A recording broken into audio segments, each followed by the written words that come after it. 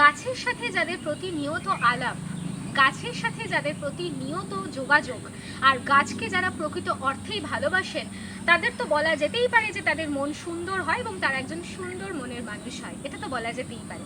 নমস্কার, ব্রাইট টাইমে সকল দর্শক বন্ধুদের স্বাগত জানিয়ে আমি শ্রী, আর আপনাদের ভালোবাসার একদম প্রতিবাদী কণ্ঠস্বর। তো সুতরাং আমার মুখ থেকে আর বলার অপেক্ষাই রাখে না আমরা কোথায় পৌঁছে গেছি, অর্থাৎ ব্রাইট টাইম এই মুহূর্তে পৌঁছে গেছে কুমার কুসুমকরি নার্সারিতে। এবং আজকে কুমারেশ বাবুর বক্তব্য আপনাদের সামনে প্রেজেন্ট করা হবে, তার কারণ ইতিমধ্যেই যা কিছু চলছে, রাজনৈতিক চর্চার কথাই বলছি, ইতিমধ্যেই আপনারা বিভিন্ন সংবাদ মাধ্যম বা গণমাধ্যম কিংবা ফেসবুক, ইউটিউব, বিভিন্ন জায়গা থেকে আপনারা যে সমস্ত খবর পাচ্ছেন, দেশের যা হাল, বর্তমান যা পরিস্থিতি, তাই নিয়েই কুমারেশ বাবুর বক্তব্য থাকবে। এবং যারা প্রতিবাদী কণ্ঠস্বর ভালোবাসেন, যারা কুমারেশ স্যারের কথা শুনতে ভালোবাসেন, ব্রাইট টাইম সর্বদাই ওনার বক্তব্য রাখাই থাকে এবং আমাদের চ্যানেলে কিন্তু ওনার বক্তব্য উঠে আসে। তো আজও তার ব্যতিক্রম নয়, আজ বিভিন্ন চমক থাকছে, ওনার বক্তব্য থাকবে, দেখতে থাকুন, সাথে থাকুন ব্রাইট টাইম।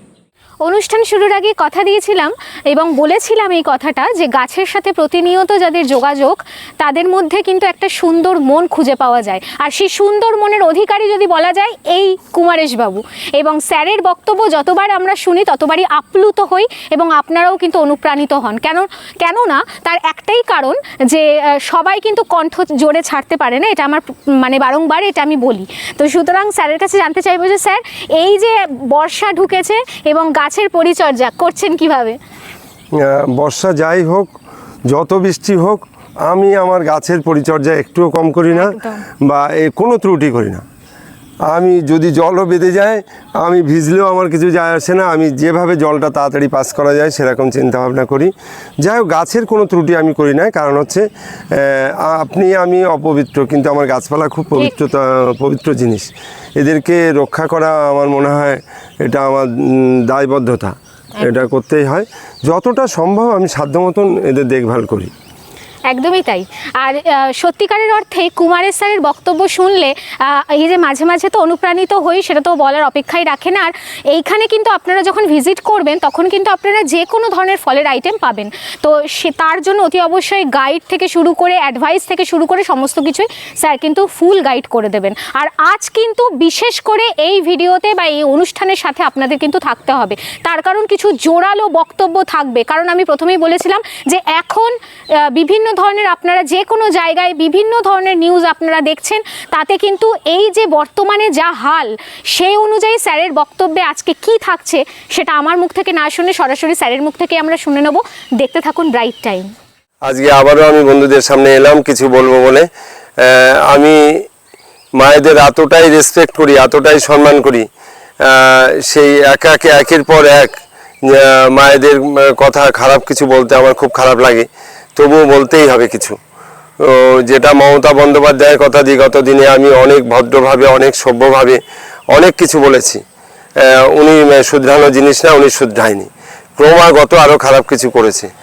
আজকে বলিউডের একজন নায়িকা, ওনার নাম অর্পিতা, আমি সেইভাবে এদেরকে ফলো টলো করি না, তবে সে এমন একটা কাজ করলো, ও আজকে আমাদের শ্রদ্ধেয় মানে কি বলবো, আমাদের শ্রদ্ধেয় মুখ্যমন্ত্রী তাকে মারার টার্গেট করলো, আর তার মধ্যে সে জড়িত। হ্যাঁ, এই তো কি বলবো, দেশদ্রোহিতার কেস শুধু বলবো না, একে আইন কেন দরকার জানেন, শাসন ব্যবস্থা কেন দরকার জানেন, এর লাইফ পুরো বরবাদ হয়ে যাবে। হ্যাঁ, যে আইনগুলো পাস হয়েছে একের পর এক, রিসেন্ট যা পাস হয়েছে, অর্পিতার লাইফ শেষ, কেউ বাঁচানোর ক্ষমতা নেই। কোনো রাজ্য, কোনো বিরোধী শক্তি যারা আছে, ও রাহুল বলেন আর অখিলেশ বলেন আর আমাদের রাজ্যে মমতা বন্দ্যোপাধ্যায় বলেন আর যাই বলেন, ওই যা বেরিয়েছে, যত দল বেরিয়েছে না কেন, যত পলিটিক্যাল দল আছে, কারুর ক্ষমতা নেই অর্পিতাকে বাঁচানোর। কারণ হচ্ছে বর্তমান ভারতবর্ষের যে প্রধানমন্ত্রী, উনি হচ্ছে নরেন্দ্র দামোদর দাস মোদী। উনি অন্যায় সহ্য করে না, উনি অর্থ তসরূপ পছন্দ করে না, উনি নিজেও খাবে না, কাউকে খেতেও দেবে না। তা উনি যে ব্যবহার করেছে, কি বলবো, আমি অন্তত ওনার বিরুদ্ধে ভয়ঙ্করভাবে আঙুল তুলছি। এই অর্পিতা আর কঠোর থেকে কঠোর শাস্তির ব্যবস্থা চাইছি। জানি না এখন কোথায়, এই মুহূর্তে আমি জানি না উনি কোন জেল কাস্টাডিতে আছে। ওনাকে অনেক কৈফিয়ত দিতে হবে, অনেক প্রশ্নের উত্তর দিতে হবে, কিন্তু উনি এই জাল থেকে আর সরতে পারবে না। আমাদের বহুদিন পরে আমরা মানে কেন্দ্রের সঙ্গে ডবল ইঞ্জিন সরকার পেয়েছি, আজকে আমরা স্বাধীন হয়েছি। আজকে মানে কি বলবো, এক কথা ইলেকশনের পরে যদি আমরা ক্ষমতায় না আসতো, মানে বিজেপি সরকার যদি ক্ষমতায় না আসতো, সনাতনী সরকার যদি না আসতো, তো এতক্ষণ হাজারে হাজারে সনাতনী মানুষ মরে যেত, এতক্ষণ হাজারে হাজারে সনাতনী বাড়ি ভাঙচুর হয়ে যেত। মানে এদের যা ক্যারেক্টার, এত কঠোর ব্যবস্থা নেওয়ার পরও এরা যা কিছু করছে। তবে অর্পিতার আমি অন্তত কঠোর থেকে আমাদের শুভেন্দুদার প্রতি উনি যে ব্যবহার করেছে, যে প্ল্যানটা করেছে, তার জন্যে ওনার কোনো ক্ষমা নেই, কোনো ক্ষমা নেই। কঠোর থেকে কঠোর শাস্তি ব্যবস্থা আমি বলবো, নরেন্দ্র দামোদর দাস মোদীকে বলবো, প্রধানমন্ত্রীকে বলবো, আমার গুরুদেবকে বলবো, আমার ভারতবর্ষের গোটা বিশ্বের যিনি গুরু, বিশ্বগুরু, তাকে আমি বলবো, আমি অমিত শাহজিকে বলবো, আমি রাজনাথ সিংকে বলবো যে আমাদের এই ব্যাপারটা কঠোরভাবে দেখতে। অর্পিতাকে, এদের কোনো শত্রু শেষ রাখতে নেই। এরা কোনোদিন কোনো কিছুর মূল্যে এরা মানে খালাস পাবে না, কোনো জামিন ঠামিন কোনো এইসব কিছু হয় না। দেশত্রোহিতার কেস এই কোনো কিছু হয় না। দেশ বিরোধী কার্যকলাপ যারা করছে এদের কোনো রকমেই ছাড়া যাবে না। যেটা আপনারা দিল্লিতে আন্দোলন দেখেছিলেন গত কদিন আগে, যে স্টুডেন্টদের যে আন্দোলনটা হয়েছিল, স্টুডেন্ট ছিল একটাও? সব তো বেরিয়ে গেছে। একটা স্টুডেন্ট ছিল? এরা যদি স্টুডেন্ট হয় তাহলে অ্যাডমিট দেখাবে তো? কেউ দেখাতে পারবে না, কোনো অ্যাডমিট নেই। আদৌ যারা আন্দোলনে গেছে অনেকে স্কুলেই যায়নি, অনেকে স্কুলেই যায়নি। এদেরকে পাঠানো হয়েছে, সাজিয়ে গুছিয়ে পাঠানো হয়েছে। এতে মমতার লোকও আছে, এতে অখিলেশের লোকও আছে, এতে ওই পাপ্পু রাহুলের লোকও আছে, এতে মায়াবতীর লোকও আছে, এতে সবার লোক আছে। এরা এরা ভয়ানক যন্ত্রণায় পড়ে গেছে। ক্রমাগত ভারতবর্ষ যেদিকে এগোচ্ছে, সব থেকে ভারতবর্ষ যে এগিয়ে আছে সেটা এরা মানতে পারছে না। এই দুষ্ট মানুষগুলো মানতে পারছে না। একের পর এক আপনারা দেখেছেন তো, দিল্লির মুখ্যমন্ত্রী কেজরিওয়ালকে দেখেছেন তো, আপনারা লালুকে দেখেছেন তো, আপনারা কংগ্রেসের প্রধানমন্ত্রীকে দেখেছেন তো, এখন সুপ্রিম কোর্টে হাজিরা দিতে হয়।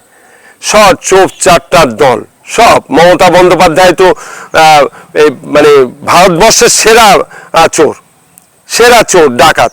আমি জানি না কোন সূত্রে আমি অর্পিতার কথা বলছি, যেরকম সেই সূত্রে বলছি। এই মমতা বন্দ্যোপাধ্যায় একটা বিষাক্ত জিনিস। ওনাকে ছেড়ে দিয়ে রাখা আর ওনার ওই সাজানো ভাইপোকে ছেড়ে দিয়ে রাখা, এরকম আরও অনেক ঘটনা ঘটতে পারে। বিভিন্ন জায়গায় এদের খাজানা রয়েছে, অনেক লুটের টাকা রয়েছে, অনেক অর্থ ভাণ্ডার রয়েছে। যেভাবে আপনারা দেখলেন একজন বাস চালকের ঘরে কোটি কোটি কোটি কোটি টাকা, কোটি কোটি টাকা সোনা, এইগুলোর সঙ্গে কোনো না কোনো তৃণমূলের যোগ আছে। অর্পিতা যে কাজটা করেছে এর সঙ্গেও তৃণমূলের যোগ আছে, এর সঙ্গেও তৃণমূলের যোগ আছে। এই তৃণমূল দলটা এটা কোনো পলিটিক্যাল দল না। আমি বিগত দিনেও বলেছি, আজকেও বলছি, এটা দেশদ্রোহী একটা দল তৈরি হয়েছিল। এই পশ্চিমবঙ্গকে বাংলাদেশে রূপান্তর করে ফেলেছিল। আজকে ববি হাকিমকে আপনারা দেখেছেন কি বলেছিল? মিনি পাকিস্তান ঘোষণা করেছিল একটা সময়। ওরা সনাতনী মানুষদের কি বলেছিল? ইসলাম ধর্মে আহ্বান করেছিল। আমরা সনাতনী মানুষরা কোনো ধর্মকে তো ছোট করি না, কোনো ধর্মকে তো খারাপ দেখি না, কোনো ধর্মে তো বাধা দিই না আমরা কোনো কিছু করতে। তাহলে এরা এই ধরনের আচরণ করে। কোথায় ববি হাকিম? আজকে অনেক ক্ষমতা, কোথায় সে? শাসন ব্যবস্থা চাই, ববি হাকিমও জেলে যাবে। কথা প্রসঙ্গে বলে রাখলাম, ববি হাকিমও জেলে যাবে, অনেক প্রুফ আছে, যেতেই হবে। যদি আমার শুভেন্দুদা ঘাবড়ে না যায়, আমরা আছি। লক্ষ লক্ষ মানুষ জান দেওয়ার জন্য বসে আছে, শুভেন্দুর জন্য, মোদিজির জন্য। যদি সে ঘাবড়ে না যায়, সে যদি যেভাবে এগোচ্ছে, মাত্র 2 মাসের 2.5 মাসের সরকার যা করে ফেলেছে, 2 বছর যেতে না যেতে উনি অনেক কিছু করে ফেলবে, অনেক নোংরা পরিষ্কার করে ফেলবে। আজকে তৃণমূলের আমাদের লোকাল একজন কি যেন নাম ওনার মহিলা, ওনাকে দেখলাম ঝাঁটা দিয়ে পরিষ্কার করছে। এটা আমাদের প্রধানমন্ত্রীর দ্বারা সম্ভব ছিল, তৃণমূলের কেউ কখনো করেনি এসব করতে, কখনোই করেনি। তৃণমূলের সিভিক পুলিশরা কি করছিল? ওরা বড় বড় অফিসার ছিল, হ্যাঁ, ওরা গাড়ি ধরতো, ওরা কি কি করতো না। আজকে সেই সিভিক পুলিশরা কি করছে জানেন? প্রতিদিন সকালবেলা দেখবেন কলকাতার নোংরা পরিষ্কার করছে, ওদের যা কাজ সেটা করে দেখাচ্ছে। তো অর্পিতা যেটা করেছে দেশদ্রোহিতার কাজ, ওকে আমার মনে হয় পশ্চিমবঙ্গের কেন গোটা ভারতবর্ষের কেউ, এটা শুধু শুভেন্দু দা না, এই সঙ্গে মোদিকেও টার্গেট আছে। যত যন্ত্রণা এখন এই মুহূর্তে গোটা ভারতবর্ষে পশ্চিমবঙ্গের মুখ্যমন্ত্রী আমাদের শুভেন্দু দা আর এদিকে মোদি, এই দুজনের টার্গেট।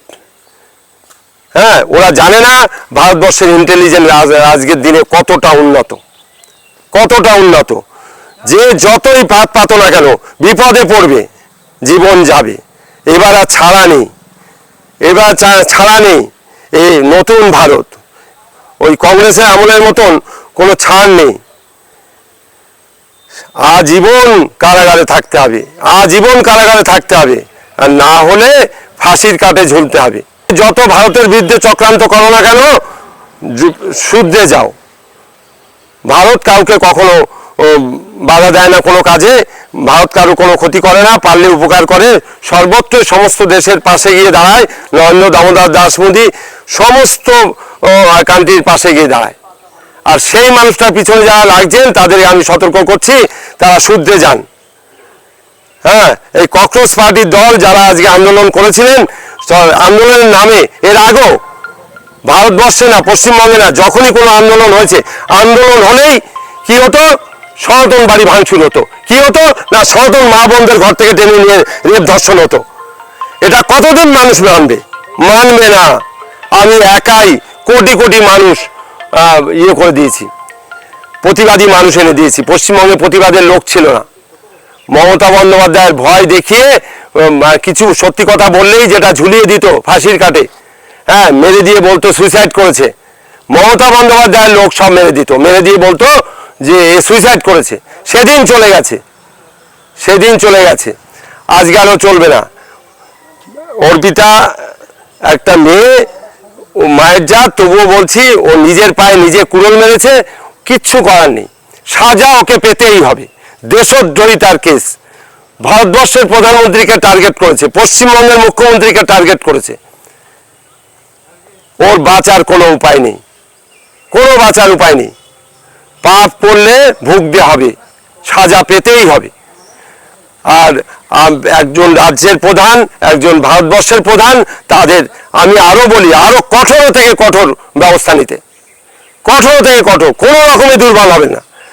গোটা ভারতবর্ষের মানুষ আপনাদের সঙ্গে আছে। হ্যাঁ, ককরোচ পার্টি যে লাফালাফি করেছিল, যে তাণ্ডব করেছিল, যে ভাঙচুর করেছিল, আজকে নরেন্দ্র দাস মোদী, ওরা মানুষের ভালো চায়, এরা অল্প বয়সী জেনারেশন, এদের ক্ষমা করেছে। কিন্তু এদের ক্ষমা হয় না। এরা কেউ পরীক্ষার্থী না, এরা কেউ অ্যাডমিট দেখাতে পারবে না। পুরোটাই সাজানো গোছানো নাটক ছিল। এরা মনে করেছিল বাংলাদেশ, এরা মনে করেছিল এটা মানে কি বলবো, পাকিস্তান, এরা মনে করেছিল এটা নেপাল। হ্যাঁ, সেটা মনে করে ওরা যা খুশি তাই করতে চেয়েছিল। কিন্তু না, অত সোজা না। এটা ভারতবর্ষ, এখানে সংবিধান মেনে কাজ হয়। যা খুশি করবে মানুষের প্রতি, এই অল্প বয়সী স্টুডেন্টদের প্রতি আমাদের পুলিশরাও যে সহানুভূতি দেখিয়েছে, তাদের কিছুই বলেনি। প্রুফ পাওয়ার পরে যারা দোষী তাদের কিছু শাস্তি দেওয়া হয়েছে। হ্যাঁ, তাদের করা হয়েছে, তাও আমি বলবো কম করা হয়েছে। আরো অনেক বেশি দরকার ছিল, তাদের 3rd ডিগ্রি দেওয়া দরকার ছিল। শাসন ব্যবস্থা ফিরে না থাকলে আসলে ক্রাইম হবে না। দেখেন, ইলেকশন থেকে এ পর্যন্ত একটা মানুষ মরেনি। ইলেকশন হয়েছে, কেউ বলতে পেরেছে যে একটা ভোট আমি দিতে পারিনি? আপনারা কোনো ক্যামেরায় দেখাতে পারবেন না, দেখাতে পারবে না। শাসন ব্যবস্থা দরকার। যার যাকে ভালো লাগবে, একটা বাড়িতে 5টা মেম্বার আছে, সে যদি মনে করে এক একজনকে ভোট দেবে, যার যাকে ভালো লাগবে সে তাকে ভোট দেবে, এটাই গণতন্ত্র। বাড়িতে এসে ভয় দেখানো সেদিন চলে গেছে। হ্যাঁ, গুন্ডামি মস্তানির দিন চলে গেছে, সমস্ত আইন পাস হয়ে গেছে। যারা এইভাবে করছেন, নিজের জীবন বিপন্ন করবেন না। হ্যাঁ, মায়ের কোল খালি হবে, মায়ের কোল খালি হবে, আমি বলছি, বিপন্ন করবেন না, শুধরে যান। হ্যাঁ, এই ভারতবর্ষ সোনার দেশ, সবাই শান্তিতে সুখে আছি আমরা। আর নরেন্দ্র দামোদর দাস মোদী আমাদের অনেক শান্তিতে রেখেছে। হ্যাঁ, সমস্ত মানুষকে ভালো রেখেছে। আপনারা ভালো থাকুন।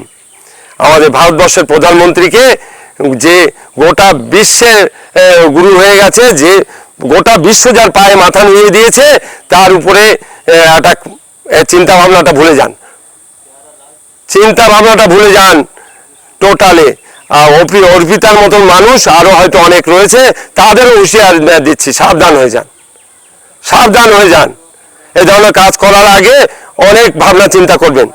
আমাদের দেশেও এখন ইন্টেলিজেন্ট কম নেই, ঠিক বার করে ফেলবে, কেউ পার পাবেন না কিন্তু। হ্যাঁ, আর নরেন্দ্র দামোদর দাস মোদী, উনি আমার ইষ্ট দেবতা, উনি আমার গুরুদেব। এবার সেই মানুষটার প্রতি যখনই কোনো অবিচার হবে, আমি থেমে থাকবো না, আমি বসে থাকবো না, আমি মুখ বন্ধ রাখবো না। তাতে জন্মালে মৃত্যু আছে। যখন একটা শিশু হয়, কাঁদতে কাঁদতে আসে, আসে কি না? কাঁদতে কাঁদতে আসে। একটা শিশু যখন জন্ম নেয় মাতৃগর্ভের থেকে, সে অনেক চিল্লাতে চিল্লাতে কাঁদতে কাঁদতে আসে। আর যখন সেই শিশুটা বড় হয়ে মানুষ হয়ে, সে যখন আবার যখন বৃদ্ধা হয়ে মরে যায়, সে যখন মরে যায়, বৃদ্ধা হয়েও যায়, যখন মরে যায়, সে তখন কাঁদাতে কাঁদাতে যায়। আসে যখন কাঁদতে কাঁদতে আসে, আর যখন যায় কাঁদাতে কাঁদাতে যায়। তাহলে জীবনটা তো কান্নাকাটির জন্য, জীবনটা তো অনেক জ্বালা যন্ত্রণা কষ্টের। হ্যাঁ, অনেক দুঃখ কষ্ট জ্বালা যন্ত্রণা উপভোগ করে বেঁচে থাকার নামই হচ্ছে জীবন। হ্যাঁ, তো আমি অন্তত সনাতনী মানুষ, আমি মৃত্যুকে ভয় পাই না। জন্মালে মৃত্যু আছে, আর আমি মরে গেলে আমি মরবো না তো। আমাকে কেউ মেরে ফেললে আমি মরবো না তো। আমি বলি তো, আমি মরবো না। আমি ধর্ম সম্পর্কে যতটা জেনেছি, আমার দেহটা পড়ে থাকবে। হ্যাঁ, আত্মা অবিনাশ্য, মানুষ মরে না, আমি মরবো না। তাই আপনাদের বলি, আপনারা ভালো আছেন, ভালো থাকেন। অর্পিতার মতন কার্যকলাপে আপনারা যুক্ত হবেন না, লাইফ শেষ হবে। আজকে অর্পিতার মা আছে, অর্পিতার পরিবার আছে, তাদের অবস্থা ভেবেছেন? কিন্তু অর্পিতার মা পরিবারকেও বলি, আপনারা ভুলে যান, ও আপনাদের কেউ না। আপনার বাড়ির সন্তান হলো, ও আপনাদের কেউ না।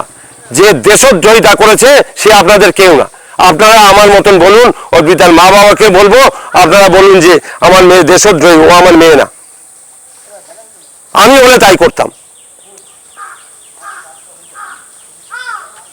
ভারতবর্ষ, এই নতুন ভারত, আমরা ভালো রয়েছি, খুব ভালো আছি, ভালো থাকবো। আপনারাও ভালো থাকুন। এর বেশি যে কিছু বলবো না। আমার গলার অবস্থা ভালো না, তবু আপনারা আসলে আমি ফেরত দিই না, আমি আপনাদের কিছু বলি। আর আমার গুরুদেব নরেন্দ্র দামোদর দাস মোদী, আমি চাই আমার আয়ু কেন, আরো আমার কোটি কোটি মানুষের আয়ুটা ওনাকে দিতে।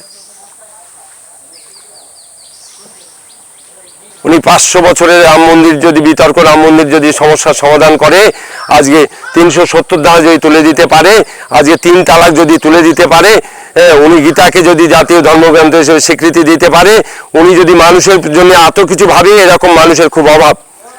আমি ওরকম মানুষ, উনি মানুষ না তো, উনি দেবতা।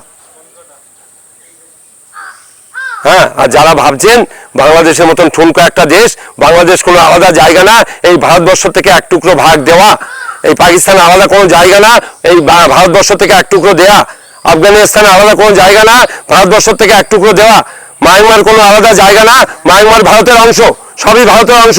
আর এই কাণ্ডগুলো করেছিল কারা? এই কংগ্রেস সরকার, এই দেশদ্রোহী সরকার। আমি আগের দিন বলেছিলাম, এদের বর্তমান যারা আছে, এদেরও ব্লাডের ডিসপুট আছে, ডিএনএ টেস্ট করলে ধরা পড়বে।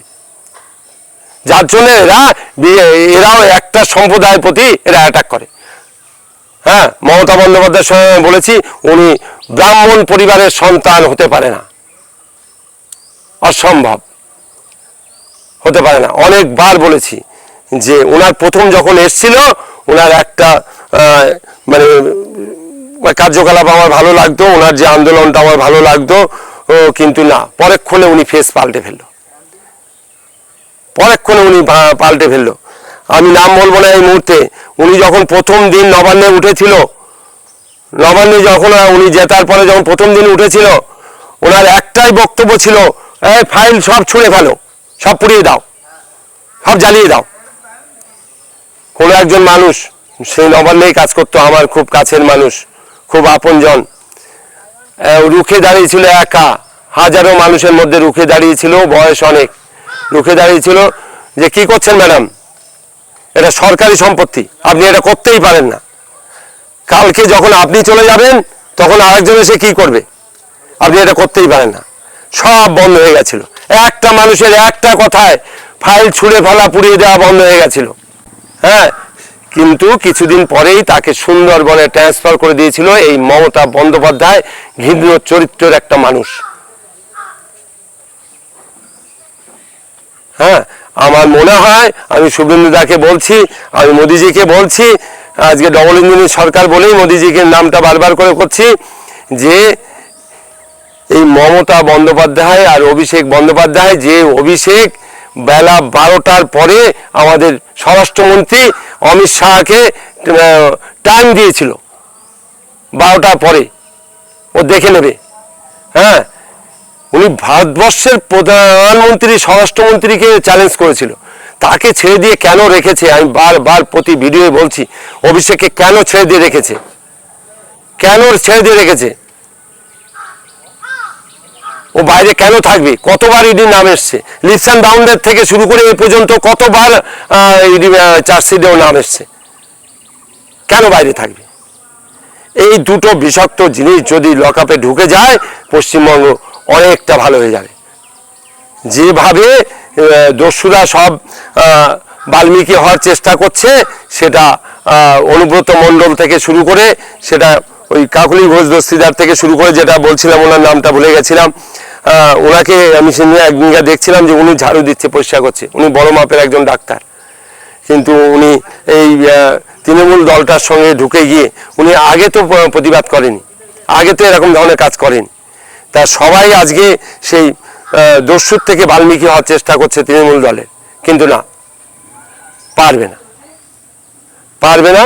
তবে অসম্ভব কিছু না, যদি তারা ভালো হতে চায়, ভালো হোক, ভালো হোক, মানুষকে ভালো হওয়ার সুযোগ দিতে হয়, সরকারও দেয়, আমিও বলছি ভালো হোক, কিন্তু ভালো হবে না, এরা ভালো হবে না। আমি বেশি কিছু আর বলবো না, আজকে এখানেই শেষ করব। তবে আমি দুটো মানুষের কথা বলবো, একটা হচ্ছে অর্পিতার কথা বলবো, কোনো মূল্যে ওর কোনো কিছু মাফ হবে না, কোনো জামিন হবে না। এত বড় দেশদ্রোহিতার কেস, এত বড় মানে এত দিন পরে, অনেক সাধনার পরে আমরা শুভেন্দুদার মতো মুখ্যমন্ত্রী পেয়েছি, অনেক সাধনার পরে মুখ্যমন্ত্রী চেয়েছি। আমার ধারণা উনি যদি 10 বছর ক্ষমতায় থাকে, যোগীজিকেও ছাপিয়ে যাবে, যোগীজিকেও ছাপিয়ে যাবে। আমি বলবো এই মমতা বন্দ্যোপাধ্যায় আর অভিষেক বন্দ্যোপাধ্যায়, এদের বাইরে বেশি দিন ছেড়ে দিয়ে রাখা উচিত না। ইন্টেলিজেন্সরা কি করছে, ইডি কি করছে, সিবিআই কি করছে, হ্যাঁ, হাইকোর্ট সুপ্রিম কোর্ট কি করছে, এদের কেন বাইরে ছেড়ে রাখবে? এরা যদি বাইরে থাকে তাহলে জেলে তো কেউ থাকার কথা না, জেলে লোক কেন থাকবে তাহলে? হ্যাঁ, হাজার হাজার কোটি কোটি টাকা জনগণের লুট করেছে, এরা যদি বাইরে ঘুরে বেড়ায় বুক ফুলিয়ে, এরা যদি জোরে কথা বলে, এরা যদি এখনো আমাদের এই সরকারের মাত্র কম আশা সরকারের পিছনে লাগে, তাহলে জেলে যা আছে, সেন্ট্রাল জেলে যেখানে যা আছে, আলিপুর জেলে সব জেল খুলে দিক, সব আসামিকে ছেড়ে দিতে হবে। যেটা বলছি, অর্পিতার কোনো ক্ষমা নেই, কোনো ক্ষমা নেই, কঠোর থেকে কঠোর শাস্তির ব্যবস্থা হবে, ওর তো বেল হবে না কোনো কিছুতেই। আর পশ্চিমবঙ্গে এটা আমি জানি, কোনো বিরোধী শক্তি নেই যে ওকে ছাড়াবে, কোনো বিরোধী শক্তি নেই অর্পিতাকে ছাড়াবে। আর যে সব জঙ্গিরা ধরা পড়েছে, এদের তো থার্ড ডিগ্রি কেন, এদের কি কি দেবে সরকার আমি জানি, এদের মুখ দিয়ে কীভাবে কথা বার করতে হবে এরা সব করে নেবে। আমি শুধু বলবো যে পশ্চিমবঙ্গের দুটো মানুষকে আর বেশিক্ষণ সময় দেওয়া উচিত না, এদের ছেড়ে দিয়ে রাখা উচিত না। এদের মানে যেখানে সেখানে এদের চতুর্দিকে সব অর্থ রয়েছে, ব্ল্যাক মানি রয়েছে। হ্যাঁ, তো একে বেশি ছেড়ে দিয়ে লাভ নেই, এদের ইমিডিয়েট লকআপে ঢোকানোর ব্যবস্থা, আর না হলে আমি যেটা বললাম আলিপুর সেন্ট্রাল জেল খুলে দেওয়া হোক। হ্যাঁ, এই আমার দাবি আমার সরকারের কাছে, আমার মোদিজির কাছে। আমি আজকে আর কিছু বলবো না, আমি খারাপ কথা বলি না। আমি আমার একটা ছোটোখাটো ব্যবসা করি, আমার 30 বিঘা জমির উপরে নার্সারি আছে, কিন্তু আমি কোনো তার পরোয়া করি না, নিজের জীবনে পরোয়া করি না। যেটা আমার ভারতীয় জনতা পার্টির অনেক বড় বড় পলিটিক্যাল নেতা বগলে ইট রেখে কথা বলে, একটা বগলে না, দুটোই বগলে ইট রেখে কথা বলে। বা এই ভারতীয় জনতা পার্টির আমি একজন নেতার কথা বলি, আমাদের হাবড়ায় এর আগে যে দাঁড়িয়েছিল ও রাহুল বাবু, অনেক গদ্দার রয়েছে, অনেক বড় বড় মাপের কথা বলে, কিন্তু না। তো আমি বলি দিন শেষ হয়ে গেছে, সমস্ত গুন্ডামি মস্তানির দিন শেষ হয়ে গেছে। আমার যেমন প্রতিটা ড্রাইভার, আজকেও কটা গাড়ি গেছে, প্রতিটা ড্রাইভার এখন বিল পর্যন্ত নিতে চাইছে না, পুলিশে আর হাত পাতে না। শাসন ব্যবস্থা কি জিনিস সেটা গতদিনও বলেছি, কোনো পুলিশে এরা কত আনন্দ, কত খুশি, এখন পুলিশে আর হাত পাতে না কোনো পুলিশে। অথচ এই পুলিশে সরকারের হয়ে কিভাবে তোলা তুলতো সেটা আমার থেকে শুভেন্দুদা বা সমস্ত লোকজন এরা অনেক বেশি জানে বা ভালো জানে, সবার থেকে ভালো জানে। আমি আজকে আর কিছু বলবো না, সবাইকে বলবো সত্য বলতে, সত্য বলতে। মানুষ কখনো চিরস্থায়ী না, জন্মালে মৃত্যু আছে। যেটা বললাম, যখন জন্মায় একটা শিশু মায়ের কোল থেকে ভয়ঙ্কর ভাবে চিৎকার করে কাঁদতে কাঁদতে এসে জন্ম নেয়, আর যখন চলে যায় অন্যদের কাঁদাতে কাঁদাতে যায়। অর্থাৎ সেই জায়গাটায় মানব জীবনে যতটা সত্য বলা যায়, আমি চোখ বন্ধ করলে আমার এই বাড়ি থাকবে না, আমার নার্সারি থাকবে না, আমার কিছু থাকবে না। অর্থাৎ আমি এমন কোনো কিছু করব না যে মানুষ আমার বিরুদ্ধে আঙুল তুলবে।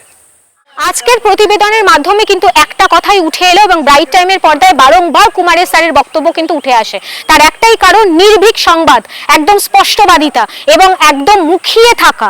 মানে এই রকম কণ্ঠস্বর আমার মনে হয় কেউ আগে কখনো ছাড়েনি। এবং ওনার একটাই বক্তব্য উঠে আসলো যে যে কেউ যেভাবেই অন্যায় করুক না কেন, সেটা ঘরে হোক বাইরে হোক বা যে কোনো স্থানে, যদি অন্যায় করেন তাহলে কিন্তু পার পাবেন না। আপনি হয়তো ভাবছেন যে আপনি অন্যায় করছেন কিন্তু কেউ মুখ খুলছে না, কিন্তু সময়, ঈশ্বর, একজন তো আছেন পরমেশ্বর, তার কাছে কিন্তু কেউ ছাড় পাবেন না, সে যত বড়ই দুষ্কর্ম করুন না কেন।